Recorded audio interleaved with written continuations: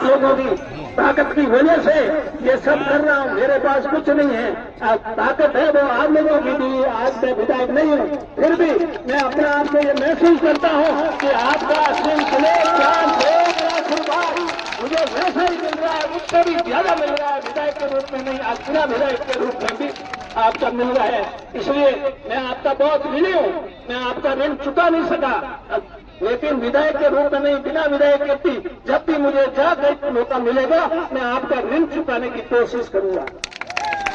ये हमारे जो नेता आए हैं, हमें सहयोग दिया है, हमें संबल प्रदान करने के लिए आप बुरा माले और पूरे राजस्थान की तरफ से जो लोग आए हैं, मुझे संबल प्रदान करने के लिए, बुरा मालूम की जनता को संबल प्रदान करने के लिए, बुरा मालूम और धोरीमीना की जनता की संकट के समय में साथ देने के लिए आप सबका भी मैं हृदय से बहुत बहुत आभार व्यक्त करता हूं।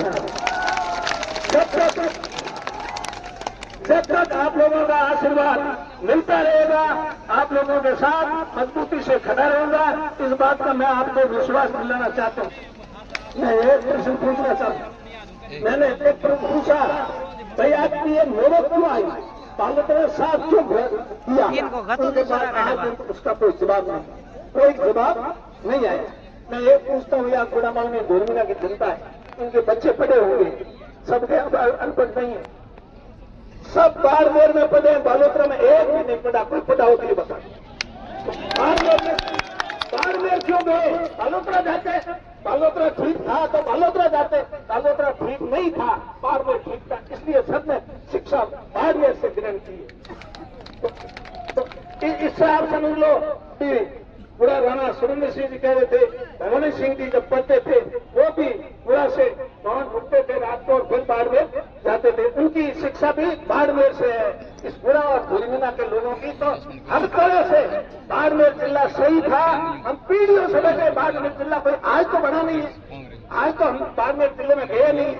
मैं बैठे बैठे बिना मतलब का चुप चित्र वितर कर दिया, किसी को कहीं फेंका, धोरीमीना के 2 टुकड़े, बुढ़ा के 2 टुकड़े, 2 टुकड़े उधर डाल दिए। बहुत अन्याय हुआ, ऐसा अन्याय कभी नहीं हुआ। लेकिन ये सरकार मुझे लगता है सुनने के लिए तैयार नहीं। इस सरकार में क्या सोच कहूं, समझ कहूं क्या, ये तो ये जाने बीजेपी की सरकार रही, भैरव सिंह जी मुख्यमंत्री रहे, उस समय भी मैंने बाड़मेर में अध्यापकों को लगाने के लिए अनशन किया था, और वो अनशन के बाद में 200 अध्यापक लगाए थे पंचायत समिति के माध्यम से। ये मार्च 1951 की बात है। आज भी वो सब सेवानिवृत्ति हुए, उनके भी मेरे पास फोन आ रहे हैं। वो आ नहीं सकते यहाँ के, हम आ तो नहीं सकते, हमारी सहानुभूति आपके साथ। और उनको फिर बाद में मार्च में लगवाया और 30 मई को हटा दिया, ये कह के कि अब स्कूलों की छुट्टियां हो गई, अब तुम्हारे अध्यापकों को हमारे को जरूरत नहीं। फिर जुलाई में उनको लगाने से मना कर दिया। तब फिर मैं आम अनशन पे बैठा, और उस समय जब मैं अनशन पे बैठा था, भैरव सिंह जी से मुख्यमंत्री थे और वो बाड़मेर आए थे। उन्होंने मेरे को तुरंत राज मंगला को बुलाया, कभी हिमालय धरने में क्यों बैठा है, बुलाओ हिमालय। बात की मेरे से, और बात करके उसी समय उन 200 अध्यापकों को भी लगा दिया। तो कहने का मतलब, मैं इनकी सरकार की बात कर रहा हूँ, बीजेपी की सरकार, वो भी सरकार थी, वो भी मुख्यमंत्री थे भैरव सिंह जी, और आज भी इनकी सरकार है, आज भी इनके मुख्यमंत्री। अब देख लो आप कैसा, वो कैसी सरकार थी, आज की कैसे। हमारी सरकार की तो बात छोड़ो, अब ये पार्टी का मामला नहीं, इसलिए मैं पार्टी की बात नहीं करूंगा।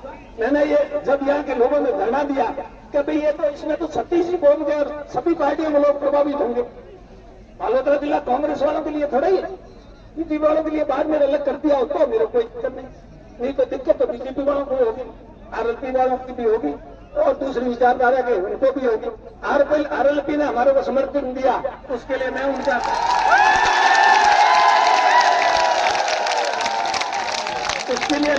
धन्यवाद करता हूँ। और बीजेपी वाले भी हमको सूचन देते तो मैं उनका भी आज धन्यवाद करता हूँ। एक व्यक्ति बीजेपी से सिर्फ खुल करके हमारे साथ आया, मैं समर्थन दिया, मैं उनके कलेजे को धन्यवाद देता हूँ।